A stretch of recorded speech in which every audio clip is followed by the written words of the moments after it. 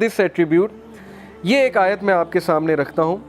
Verily it is Allah who causes the seed grain and the fruit stone to split and sprout. He brings forth the living from the dead, and it is He who brings forth the dead from the living. کون ہے جو بیج میں سے، ننھے سے بیج میں سے پودے کو پھاڑتا ہے اور نکالتا ہے؟ سخت ترین زمین میں سے، کبھی آپ نے سوچا ہے مٹی سخت ہوتی ہے، اس میں سے کیسے بیج فورس کر کے نکل آتا ہے؟ اللہ کہتے ہیں کون ہے؟ میں ہوں. تو جب اللہ سخت زمین میں سے نرم سے پودے کو نکال سکتا ہے تو سخت حالات میں آپ کو بھی مقابلہ کروا سکتا ہے. کتنی موٹیویشن ہے. لوگ گھٹنے ٹیک دیتے ہیں کہ نہیں مجھ پہ مصیبت کیوں آئی، میرے پہ کیوں مسئلہ کیوں آیا. کیا پتہ اللہ نے آپ سے کوئی کام لینا، کیا پتہ اللہ آپ کو as a soldier and a commander تیار کر رہا ہے سوسائٹی کے لیے. نبی سے زیادہ مشکلیں کس پر آئی ہیں؟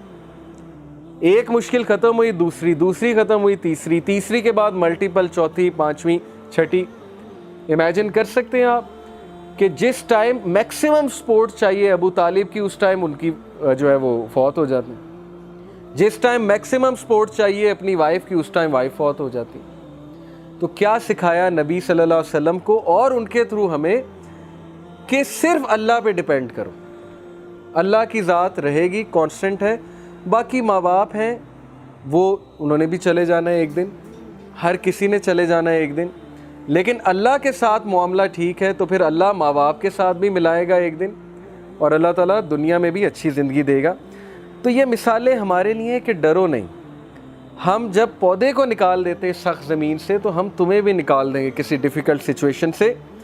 اور پھر یہ دو ایٹریبیوٹس اللہ کے، العفو اینڈ الحلیم. العفو کا مطلب ہے دی پارڈنر، یعنی who will pardon sins no matter how many or how great they are، اور بار بار معاف کرے گا، ریپیٹیٹیولی معاف کرے گا، لیکن آپ معافی مانگنے والے بنے. اور الحلیم دی forbearing one. الحلیم کا مطلب ہے حلم والا، forbearance والا، جو جلد بازی میں فیصلے نہیں کرتا، جس کے پاس بہت حکمت ہے، جو حلم کے ساتھ فیصلے کرتا ہے. دیٹ از وائی اللہ تعالیٰ پر ڈیپینڈ کرو، اللہ تعالیٰ سے مدد مانگو انسانوں کی بجائے.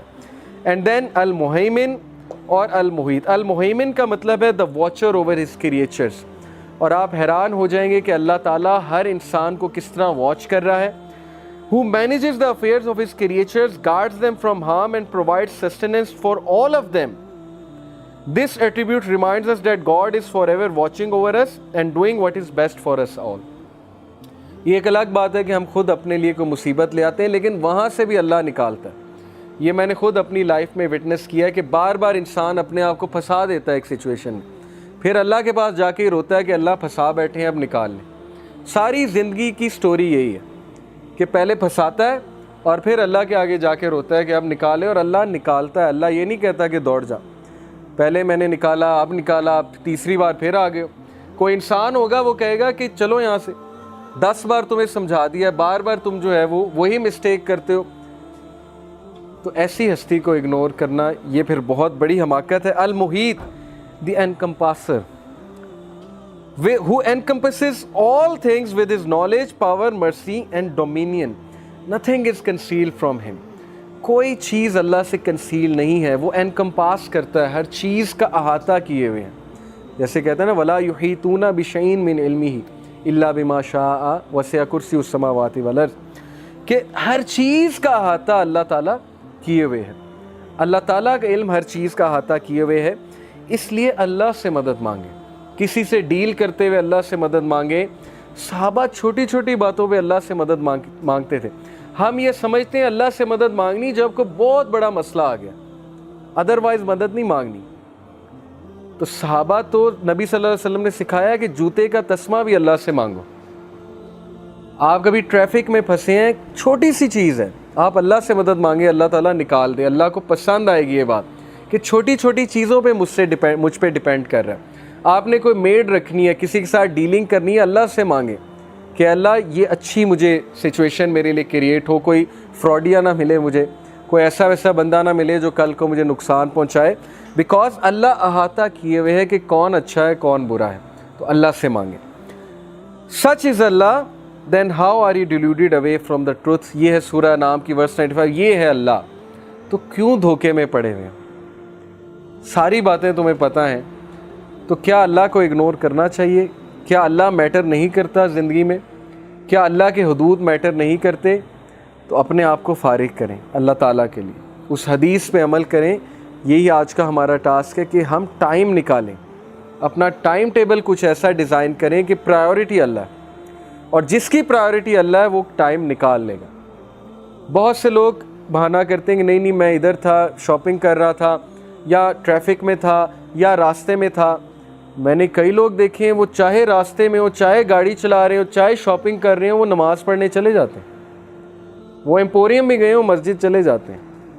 وہ راستے میں کہیں مسجد، ان کو پتہ ہوتا ہے مسجد کہاں ہے۔ جن کی پرائیورٹی نہیں ان کو پتہ ہی نہیں ہوگا مسجد کہاں ہے۔ وہ روٹ ہی ایسا سلیکٹ کریں گے کہ انہیں پتہ ہے کہ یہاں مسجد ہے، یہاں مسجد ہے، تو چلو اگر میں گھر نہیں بھی پہنچتا تو راستے میں، میں مردوں کی بات کر رہا ہوں، مسجد میں نماز پڑھ لیں گے۔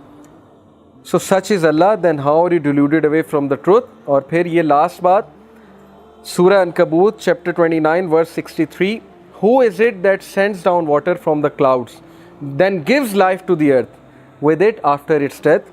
Say, all praise is due to Allah, nay most of them do not understand۔ کون ہے جو بنجر زمین کو زندگی دیتا ہے آفٹر اٹس ڈیتھ؟ کون ہے جو بارش کو برساتا ہے اور تم دیکھتے ہو کہ ایک زمین بنجر تھی اور بعد میں سبز ہو گئی، وہاں پر پودا اگایا، وہاں پر گرینری ہو گئی؟ یہ سب اللہ کے کرنے ہیں، اسی لیے آل پریز از ڈیو ٹو اللہ۔ لیکن بہت سے لوگ سمجھتے نہیں ہیں، سمجھنا چاہتے ہی نہیں ہیں، وہ انہی بحثوں میں پڑے رہتے ہیں کہ پتہ نہیں اللہ ہے بھی کہ نہیں ہے۔ وہ پرسپیکٹیو ہی نہیں ہے، آبزرویشن ہی نہیں ہے، آنکھیں ہی نہیں کبھی کھولیں۔